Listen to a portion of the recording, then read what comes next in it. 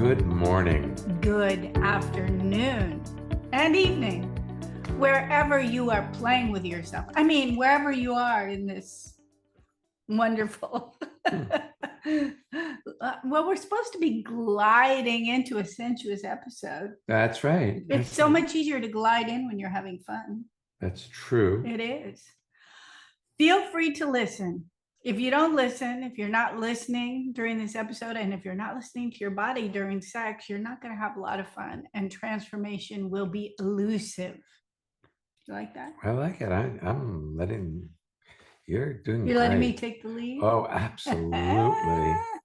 Oh, this is fun. We can have any double entendre we want. That's true. I'm Ariel, in case you haven't met me. And that would make me Shia. And he's the handsome man sitting next to me who is so sexy. I got a rush when I said that, but it is true. He really, really is. Well, look, we've been having sex for 43 years. Yeah, it is true. Same partner for 43 years. And wow. it is great. Better than ever. Really true. I mean, really, really true. We probably cannot manage 7 or 8 times a week now. We wouldn't particularly want to, but I have to say the quality of being together is just outstanding. And I'm going to make a shameless pitch for our seminars. We did in-person seminar in New York City, and after that, our sensuality had this reboot where being with each other has been really, really alive. And I'm glad you're talking. why? Well, I'll tell you. Tell me. Why. I'm listening. Because mostly one would think it would be a man who's talking about and bragging about the quality of their sexual relationship. Or wishing to have more of it and kind of complaining that their partner's not, forthcoming. But yep. I've been really enjoying the frequency, the duration, as in it. We look at each other and go, let's not do this tonight. I don't want to get it over with sex. As in, I'm so tired. I'll be more interested in getting it over with. Although I have to admit, last night, was late. We were very tired, but we planned for it all day. So even though it wasn't as lengthy a period of time being with each other, it was full-blown wonderful. And it wasn't rushed. And it wasn't get it over with. No, it was not get it over with. It was really enjoyable. It was. Yes. So you may ask, are we bragging? No, we're having a conversation that should you be willing to hear without defending what you're doing now, which may be even more expansive than what we're up to. I have no clue. But if you hear what we have to say, what our guests have to say. Well, if you listen to hear, see, it's so difficult to hear something that's outside of your current reality. And by that, I mean having exquisite sexual experiences are commonplace. However, it hasn't been an instantaneous journey. It was great from the start, but it's moved in and out of. I remember once we went to an evening video thing about orgasms, women's orgasms. Ooh, did I get upset? Ariel got so upset. What? My sexuality isn't good enough for you? Yes. That kind of thing. Okay, he sounded a little petulant. I am sorry. I was full on rageful. He's being kind. Oh, well, yes, I was kind. Thank you so much. But I didn't want to, But what we're, Well, what becomes possible? oh, you used the word I was thinking about. So cool. It's about a possibility here. Right. We're talking about a possibility of discovering newly your experience of living. See, you're all familiar with your own experience of living.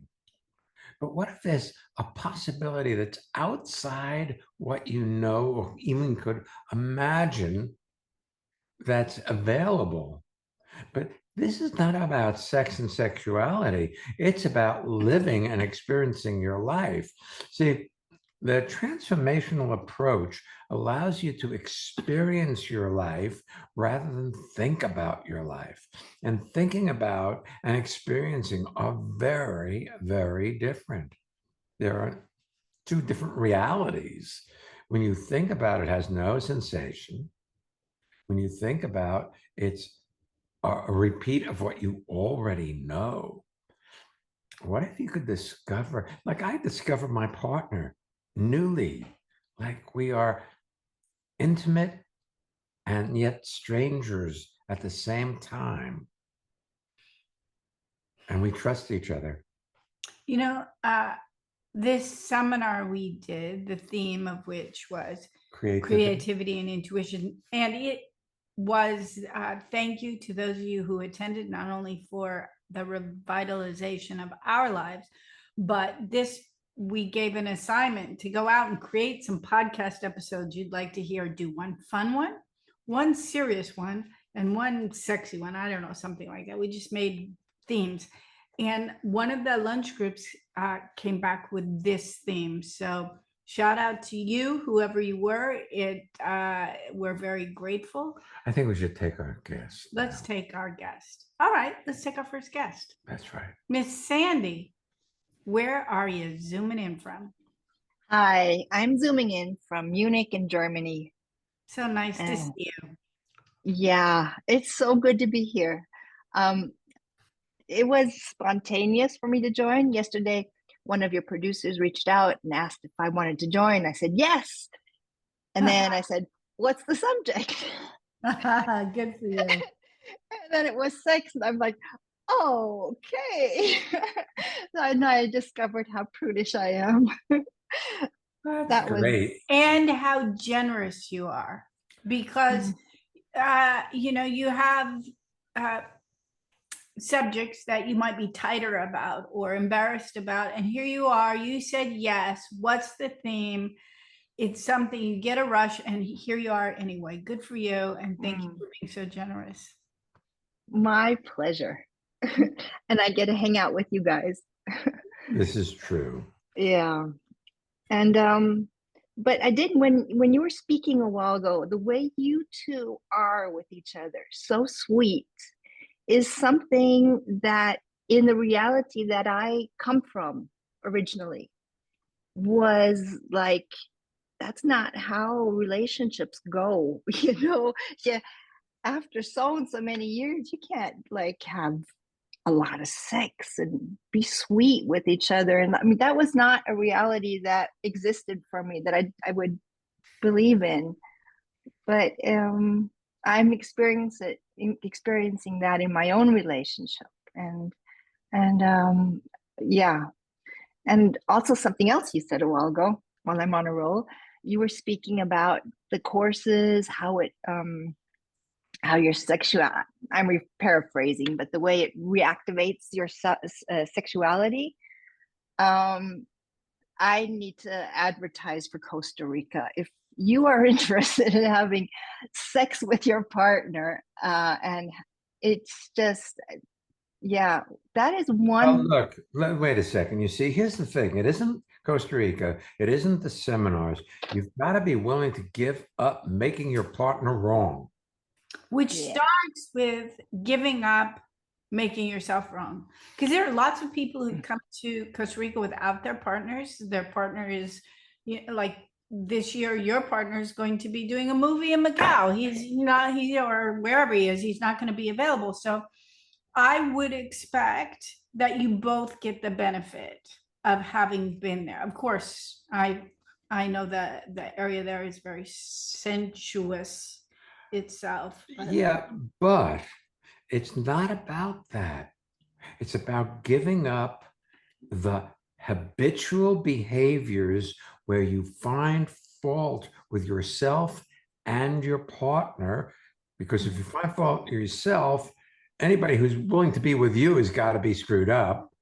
Because if your partner is that wrong, the other thing is this: somehow around sex and sensuality, letting go of your defenses.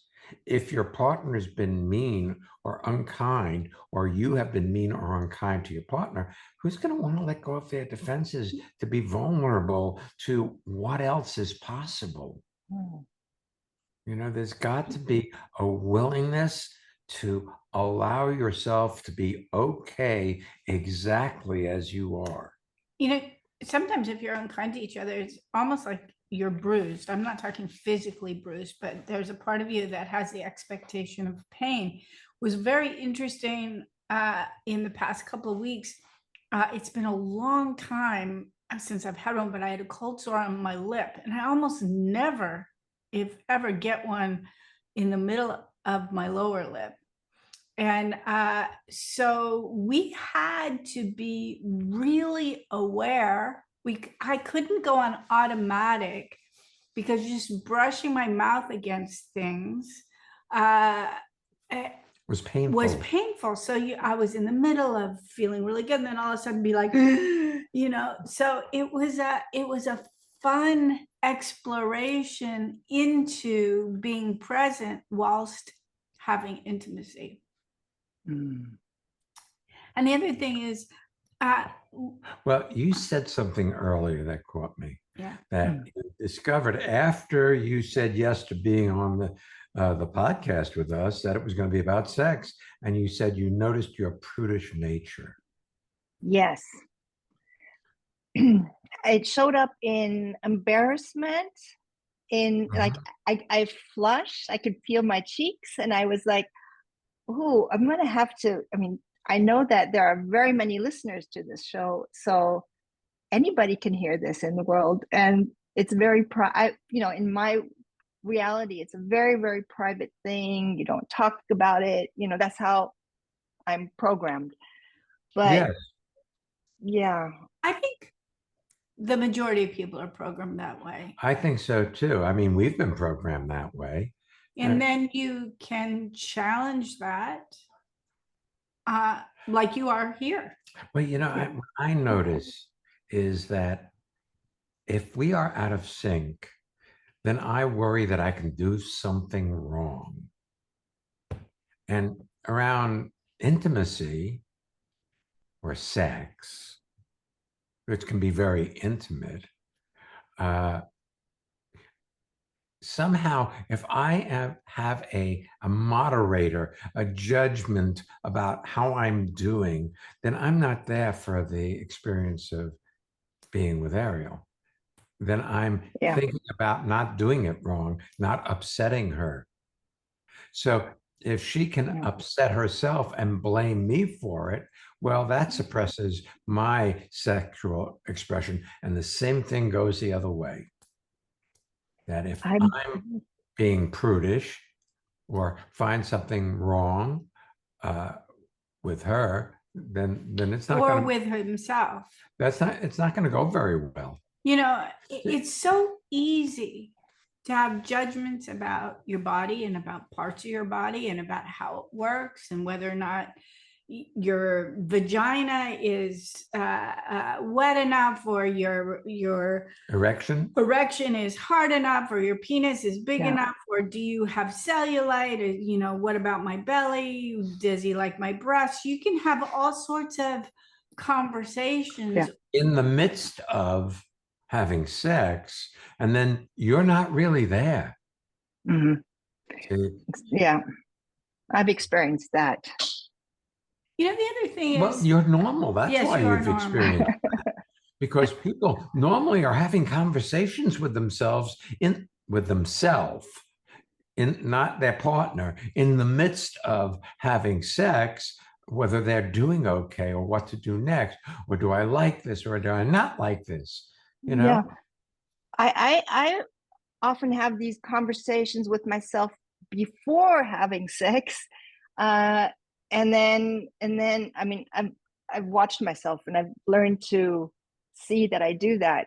But start a fight just so, I'm older than he is, and I've had two children, so I might not be as like blah blah blah blah. There's like this whole thing, and Well, then just I so you know, I'm younger than he is, and I'm still capable of starting a fight to avoid intimacy. I think that is a common, uh, I don't want to use the word weapon, but a common device a lot of people use, male and female, when it gets intimacy itself can be more confronting than fighting. Fighting is a great, letting off of steam. And actually, some people use it as a device to rev themselves up so they can then, they Get have past, makeup sex get past their prudish, inhibitions. their prudish nature. Yeah. yeah, and hanging out with you guys, I've learned that having sex will bring us back into sync. So if we're like a little wobbly or one Well, time, you say will bring us back in sync. It doesn't necessarily bring everybody back in sync. it But does us. you use Yeah, it as a device for that. Good for you. Yes. yeah. I, Well, you use it as a device to surrender. True. You smiled, yes. Yes, yes, yes. See, otherwise, you like your normal sweetheart, and you need to be in control of everything. And with sex, you're just not in control of it. No. So there's a certain degree of surrender needed to achieve an in syncness that you talk about. I want to talk about, at least briefly, the three principles of instantaneous transformation, because we've used the word prudish as in the tightness that you have around sexuality, about being open, even in the conversation about it. So there are three principles. You are exactly as you are right now. So if you're feeling tight, if you're feeling expansive, if you're curious, if you're upset, life shows up exactly as it does in any given moment. And if you resist that, whatever that may be, it compounds itself and you get stuck there. So there are times where Shy and I will have an interest in being together sexually, and we start like this having some sensuality, and my thought processes can be really speedy, like something from the day, my emails that I've been working on, my the project, like, oh yes, that's the answer to, or that was the word I was looking for. I mean, things like, and if I resist that, I get stuck there. So I often think of the beginning of our being together as it's almost like taking a shower, where that stuff falls away. I keep bringing myself into my hands, into my lips, into my body, to be where I am, because anything you allow to be exactly as it is completes itself. So it's like, we're not quite in sync right now. Good. This is good. See, as if the current moment that you're in is perfect, because it can't be different than it is. So it is perfect. If you resist it, you go further and further into the upset. If you allow it to be as it is, then it completes itself and the next moment shows up, and it doesn't show up like the last moment. It shows up newly.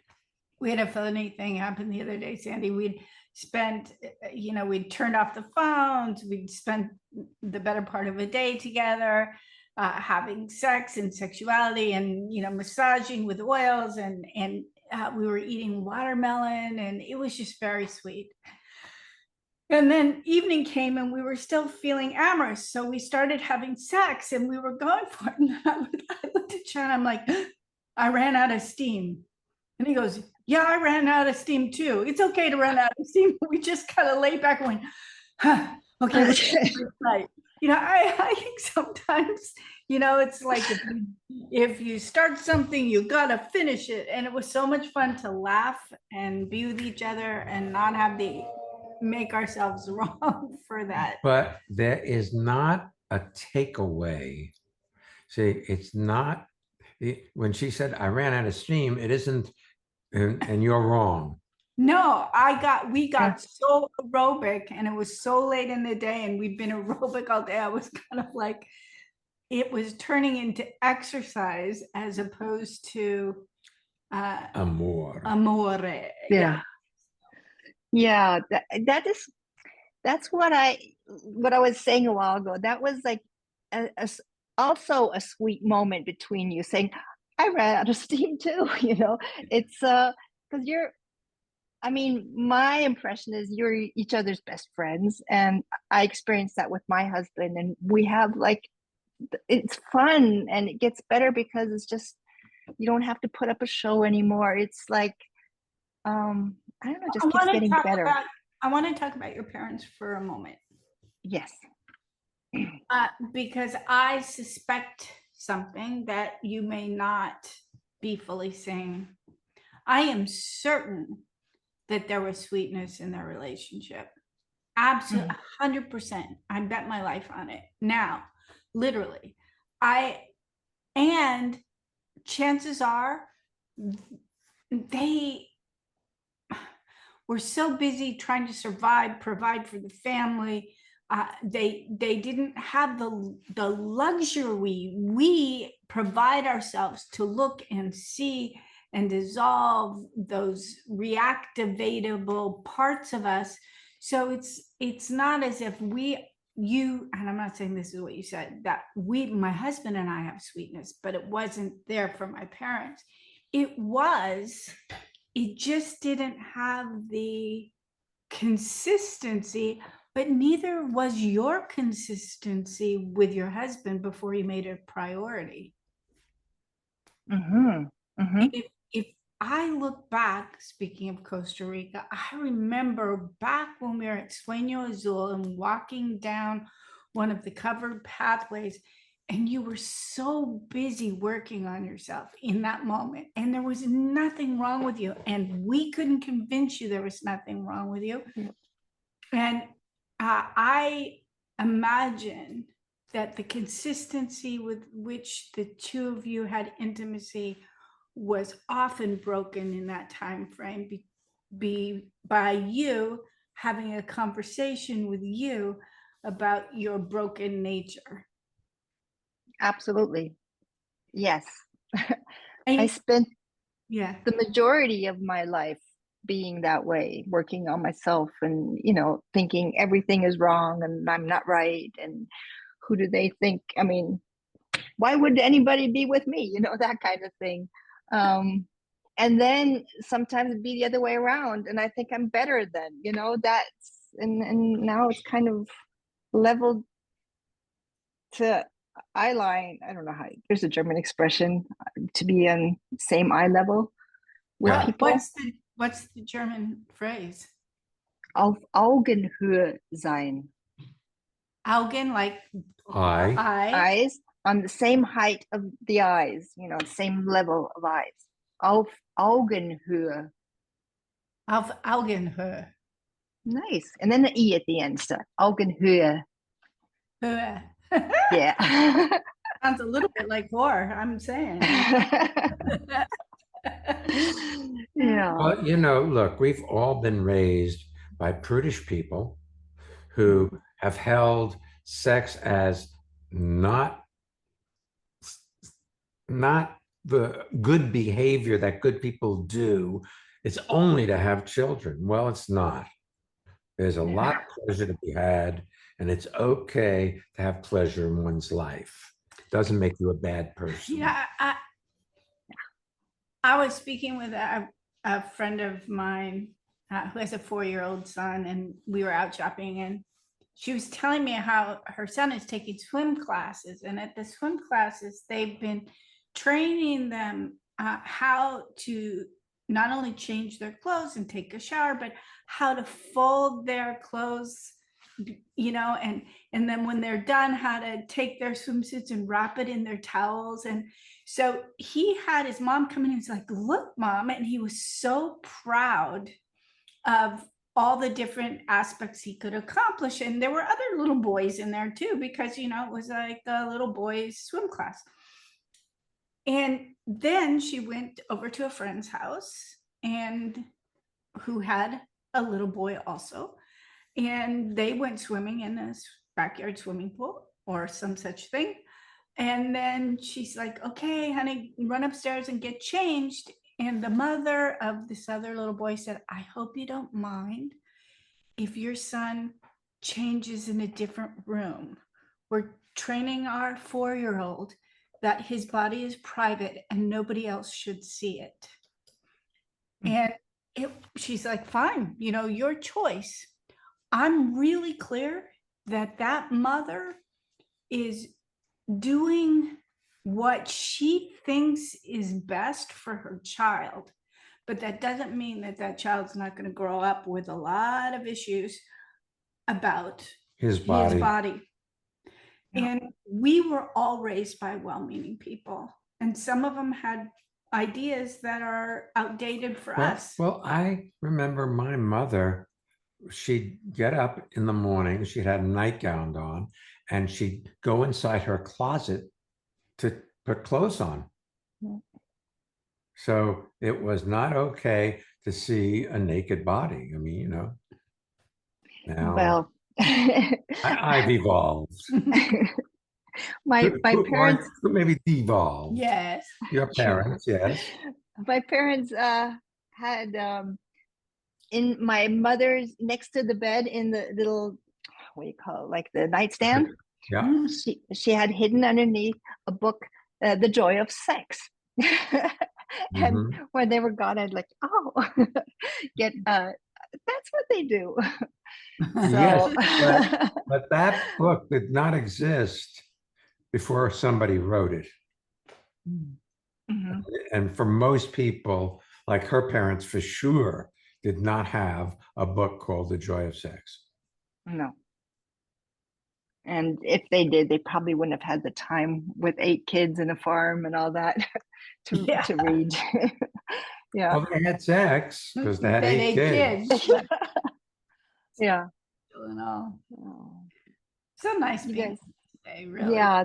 Thank you so much. Yeah, you too. Really cool.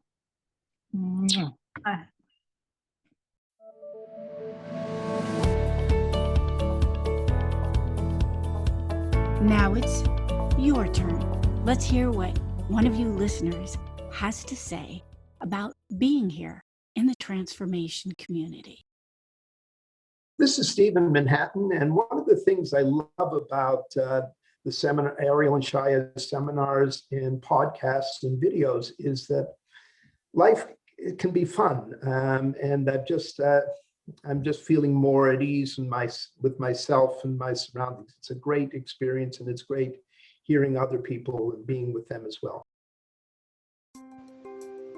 Do you want to have well-being with consistency? Connect with people all over the world from the comfort of your own home at Ariel and Shaya's lively interactive Living Made Easy virtual seminars. Join any of their 2-hour online events or take a deep dive into the magic of being you at a virtual weekend seminar. Come on, let's connect. Find out more and register at transformationmadeeasy.com.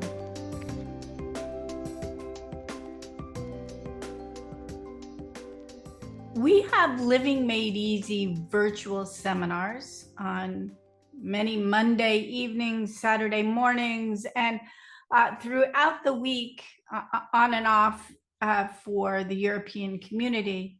You can go to our website and find out what the next upcoming dates are and join us. Tomorrow, we'll be at Speak Up in Hamburg really excited to be playing with Susan Finch and all of you who are attending in expressing ourselves. It should be fun. And then Practical Enlightenment on Friday night, Saturday, and Sunday, also with all of us who've traveled in and all of us, you who live in Hamburg. And you're welcome to join us for either or both. Right.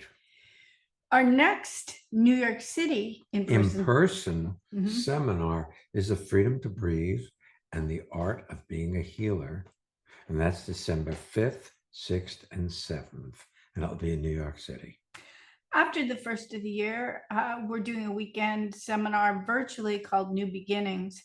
You can find out more about any and all of our seminars and register and sign up for the newsletters as well, should you wish, at transformationmadeeasy.com.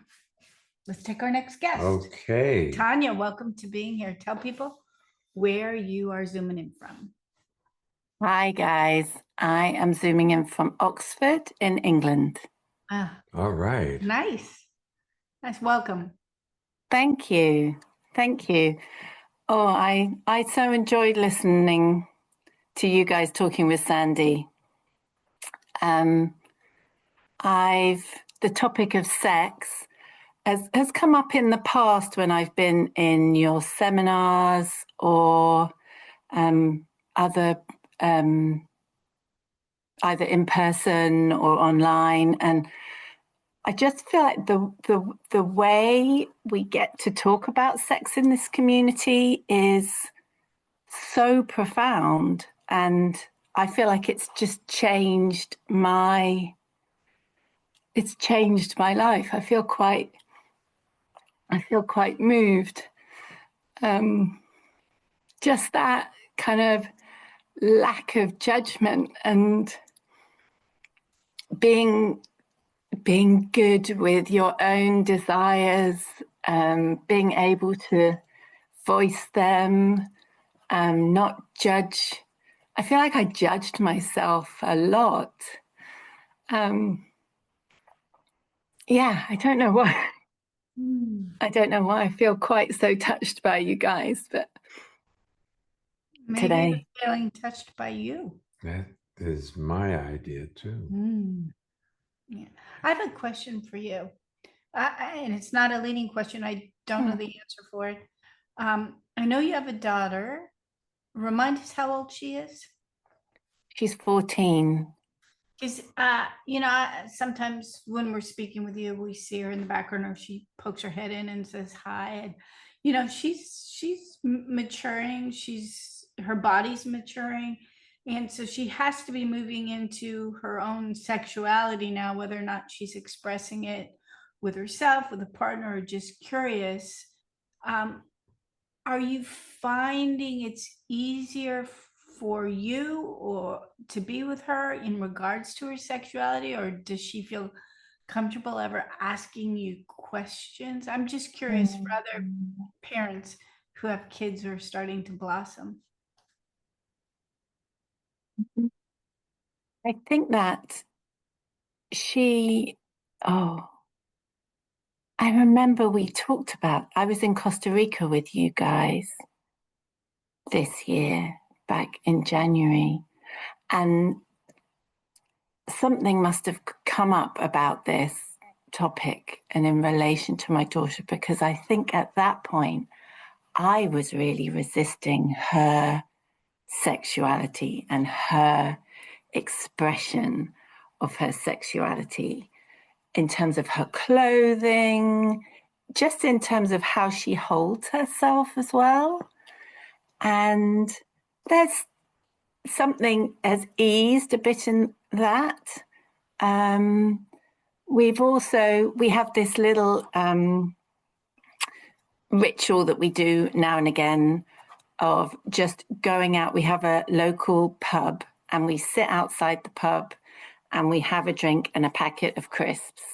And it's kind of our time to talk about stuff. We don't have an agenda of stuff to talk about, but it kind of is a little space that we've created away from home and away from the kind of usual things to chat about stuff. And that's where she will tell me about maybe if there's a boy at school that she quite likes, or things like that, that she won't talk about on a kind of day-to-day basis.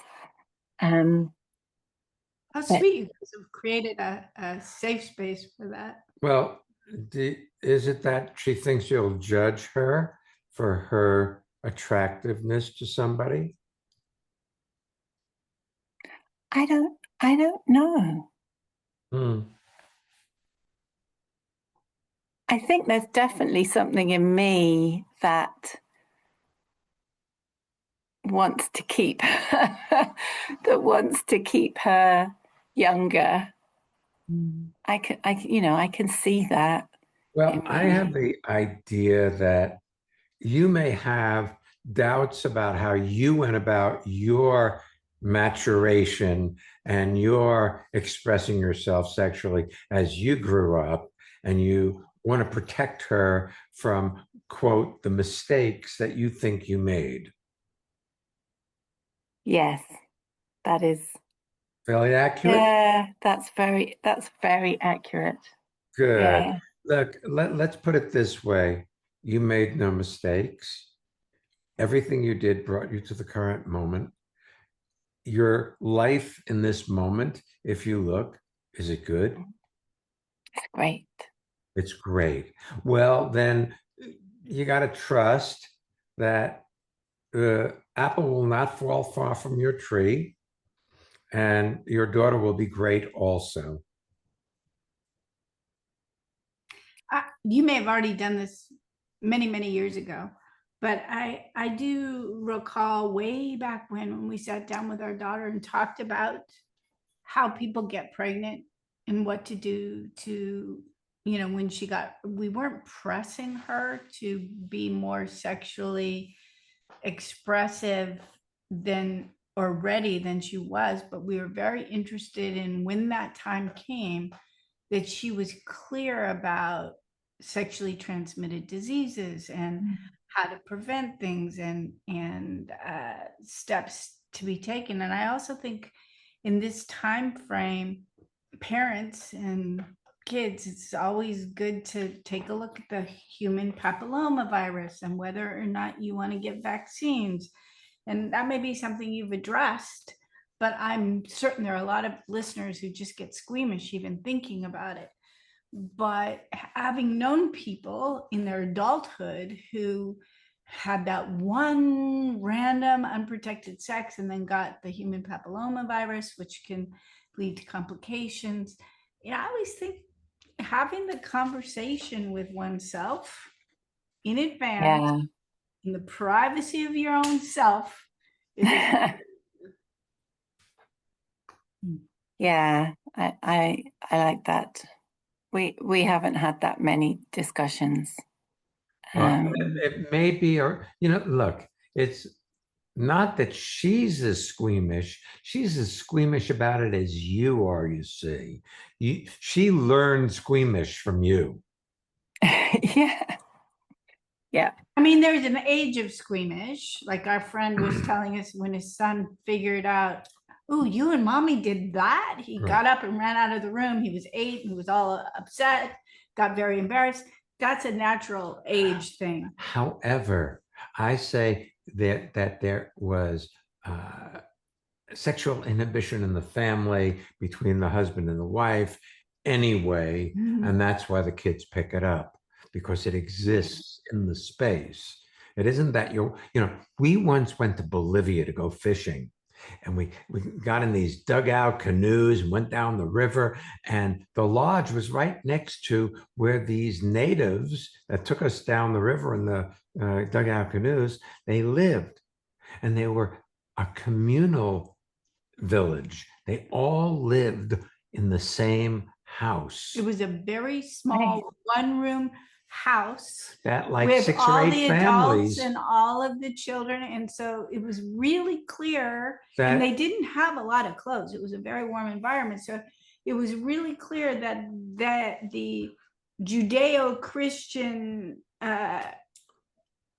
suppression. was not part of their culture. And you know, like when we flew into the airport, the airport was a field, you know, it was not paved, it was gravel. And there were three young women. They couldn't have been 15, 16 years of age. And they had 3 or 4 kids with each of them, and one suckling on the breast. I mean, you know, that was that reality. You don't live in that reality in England So we're not making one better than the other at all. but you replicate what you've been exposed to. Yeah. And you see, And here's the other thing. We learn how to be members of the culture we grow up in. We learn not from words alone, but from feelings. So if something about sex is mentioned and the people get tight, babies feel the tightness around that subject matter. And so we get programmed with the inhibitions of the culture we grow up in. And then at a certain age, sex hormones kick in and we overcome that to have sex. But it doesn't mean that that primary programming doesn't still exist unless you intentionally allow yourself to feel what you're feeling and have it lose its power over you. I love that. Because I know I'm hesitating to talk about it and thinking about, you know, even when in my teenage years, late teenage, when I was doing all sorts of things, I would never have spoken about them. There's something about speaking. Well, that's part of why we're doing Speak Up. Not that Yeah. I encourage anybody during that course to talk about sex, but look at all the things that we've been trained not to talk about. I mean, it's amazing. Yeah. You know, before I met Shai, I had dated many people. And the week I dated Shai, I was dating 4 or 5 other guys the same week, having sex with most of them. It was something I was very embarrassed about. Even though it was natural for me, felt right for me, I had a lot of judgments about what type of person that made me. And even that we really found each other on that first date, which was only for sex. I just wanted to go out and have some fun, no strings attached. And it was like, holy guacamole. Well, I don't know that that's a true statement. Which part? That it was only for sex. And I'll tell you why. You've told me that you met an ex-fiancée of mine in a seminar. And when she mentioned my name, something in you said something like... Something lit up in me. Yes. But that doesn't mean I recognized it. No. At that time, I was saying to myself, I am so sick of trying to get this guy to really want to be with him. So seriously dating somebody. I could ask Shia out. He's old enough to be my father. It'll be nothing other than sex. And I was just ready for that. And that was the lie I told myself, to get myself to get in a situation where we could be together and discover my partner for life. Very sweet. Thank you. My quote, promiscuous nature was a source of embarrassment rather than I was naturally sexual and sensual. I liked sex. And well, I kind of liked sex. I had marginal sex with most people because I really didn't know how to relax enough to accept pleasure. But you see, the thing is this: what we've learned is to relax into being together and actually being there for what's going on, feel what we're feeling, rather than be in our thoughts about what it means, what we have to do tomorrow, what we didn't do today. It's, you know, all the thoughts that you can get lost in, rather than be there allowing yourself to experience that you're having sex. The big S word. Okay, one more question for you, just because I'm curious. Yeah. I know that you and your boyfriend, both of whom are friends of ours, generally live in two separate countries. And then you found each other, you got together, and now like he'll come spend time with you. You spend less time over in his country because you don't like the cold. Is at least what you said. I did love the winter there, though. It was magical. I'm sure it is. So Yeah. how do you know, one of the things we say, whether it's with yourself or another, sexy time can be fun and easy. Mm. Do you find after you've been apart for a while that getting together is rough, or is it exciting, or and then after you've been together for a while, I mean, what happens for you? Yeah, I feel like it's happened different ways in the past. There's been times where it feels kind of bumpy, like not in a good way bumpy. But where we're kind of, yeah, maybe you were talking earlier about sex to get it done. And I think there's times where we've been apart and we're like, because it is really part of how we connect, but we have an urgency. We've had an urgency about it. And then that can be, actually, it can be okay, or it can be a little bumpy. It was funny. We'd been apart for a bit recently, and then he flew out to Ireland where we were. I was on holiday with my daughter and my nephew. And for the first few days when we were there, it just wasn't possible to have sex. We were staying in a kind of, I was in the sitting room of a friend's, and it just wasn't quite, and the kids, and it just wasn't quite gonna happen. And we did find ourselves missing that connection and struggling a bit without having that connection. But because we remember that we can voice that, that's one of the things that I really appreciate about transformation and the seminars, that ability to just voice and say, this is we're feeling disconnected. I'm judging myself because I want to have sex and can't. And that, that kind of conversation we could have. And then miraculously we found a chance we could take. Where there's a will, there's a way. Very quickly in the shower. But yeah. So yeah, it has. That wasn't me making the noise. That was the plumbing. Yeah, exactly. Yeah. Sweet. Yeah, but it is, being able to talk about it has really supported us. And for me to be able to voice my desire and not judge myself as well. I've definitely struggled with that in the past. And being able to do that in this relationship with my partner is pretty amazing. That's great. Really.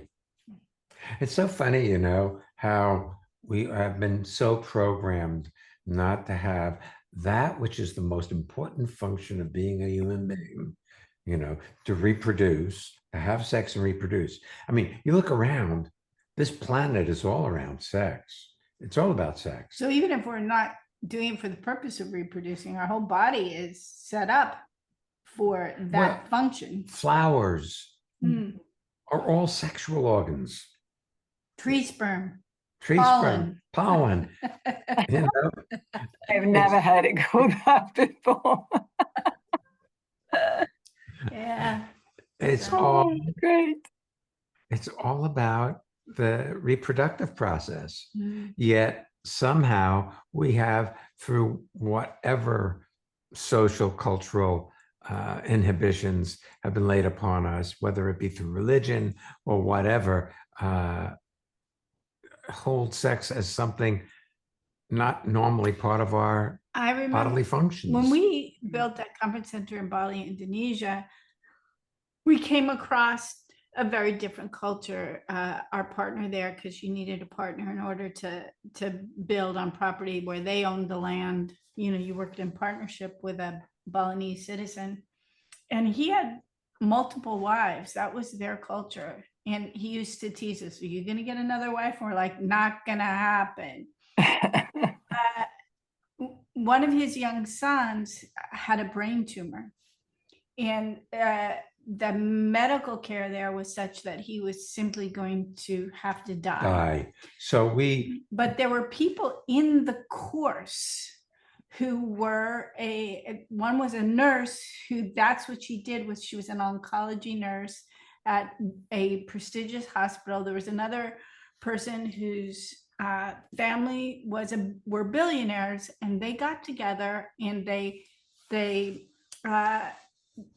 gave the possibility for this child to come with family members, have the operation, which was life-saving. Wow. But there came a point where the hospital called us up furious with us. And this woman started yelling at us. And we're like, "What?" And they're like, "How dare you not tell us that this man was coming with his wives?" Oh. They were furious that the support structure for this little boy included 3 women, all 3 of whom were married to, and it never occurred to me that this was problematic because that was their structure. that was their culture. It was not at all abnormal. But we explained that to these people, and they then They were like, relented. well, yes and no. They canceled their paying for their ticket to go home because they were so mad at us for not revealing this. But we got it solved for them anyway. Yeah. It was very interesting. Wow. Yeah. I forgot all about that too. That's going back Mhm. 30 years or close to 30 Mhm. years. Yeah. Yeah. It's funny how much we have our reality as reality. That's right. Mm. What we think is reality. There are concurrent realities that happen simultaneously. There's this reality that most people live, a reality of change where everything about them happens incrementally over time. And then there's this transformational reality that exists simultaneously in the same moment.